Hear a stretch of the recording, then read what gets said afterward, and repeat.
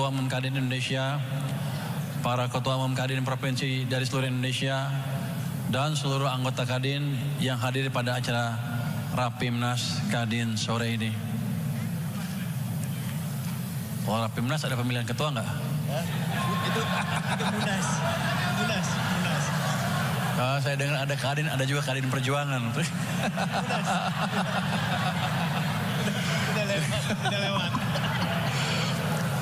Pertama-tama, marilah kita panjatkan puji syukur kehadirat Allah Subhanahu wa Ta'ala, Tuhan Yang Maha Esa, karena sore hari kita berkumpul di tempat ini. Biasanya emang kalau saya baca semuanya bosan, jadi saya tutup deh. Tadi pertanyaan Pak Ketua amat dalam dan sekali pertanyaan langsung 10 pertanyaan kali tadi. Saya sebenarnya agak bingung jawabnya, yang mana duluan. Tapi saya cerita begini, pada waktu saya diberi tugas menjadi Menteri Keuangan, ekonomi kita keadaannya tidak baik-baik saja.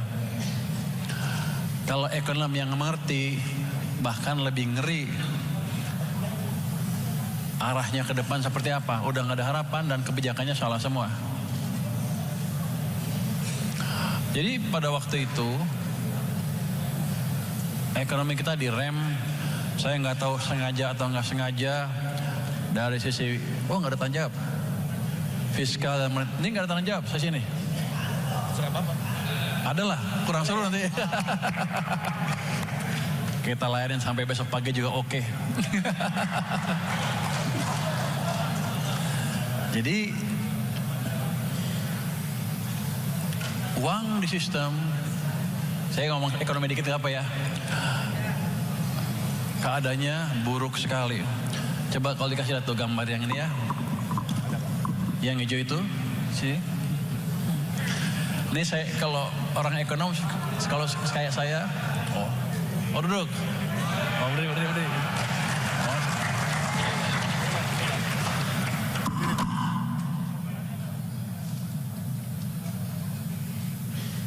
Izin berdiri.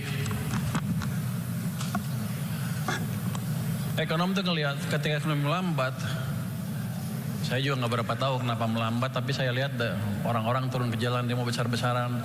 Kita lihat apakah demo itu sebentar akan hilang atau tidak. Kita analisa kemungkinan besar nggak akan hilang kalau ekonomi yang diperbaiki, dan mungkin kita akan masuk resesi dan awal tahun depan kita mungkin mengalami pergantian kekuasaan yang cost-nya besar sekali buat masyarakat kita. Kenapa saya so tahu? Memang ekonomi sedang berhentikan. Kalau Anda lihat makroekonomis monetaris terkenal, pemenang Nobel Milton Friedman, dia bilang kalau Anda mau lihat kebijakan moneter longgar atau ketat, Anda jangan lihat dari bunga, tapi lihat dari laju pertumbuhan uang beredar, base money, M0 katanya.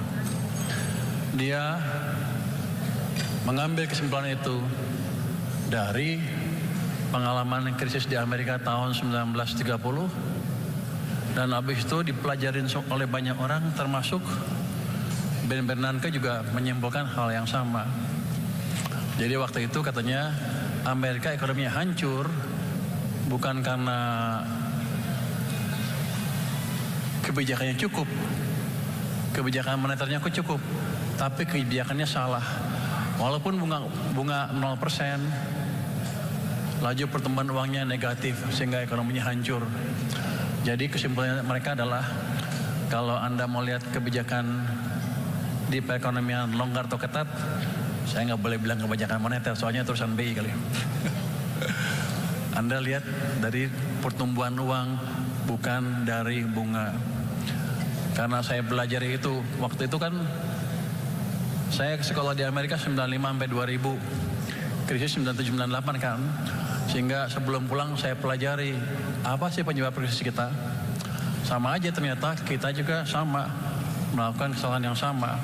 97-98 bunga kita naik, kita pikirkan kebijakan ketat untuk menjaga nilai tukar.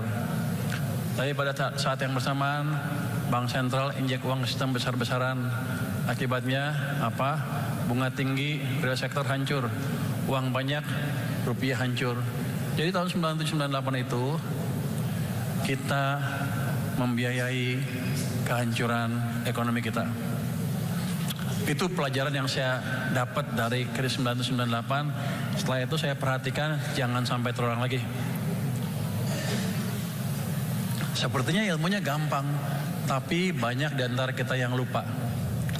Nih kalau saya lihat ya, mana ya? Tahun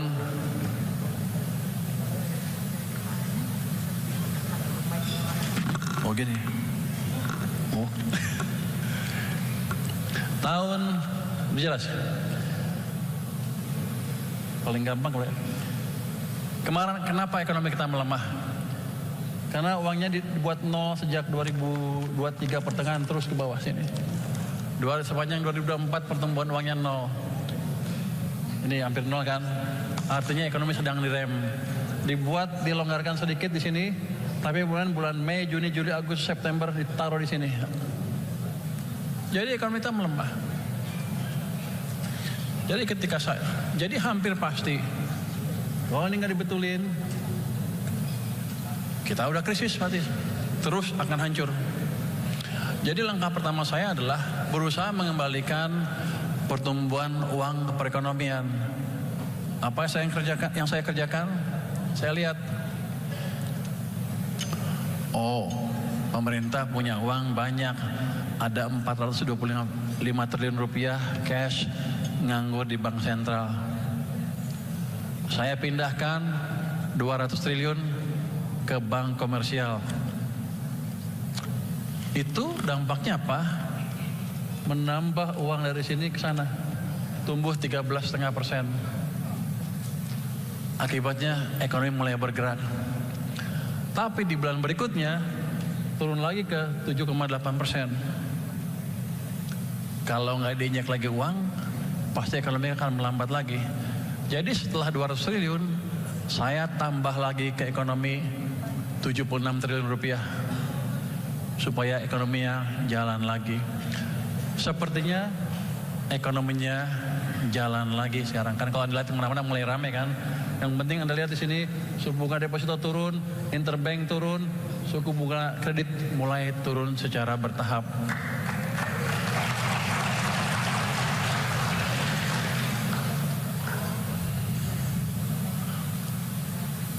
Nah, ke depan gimana?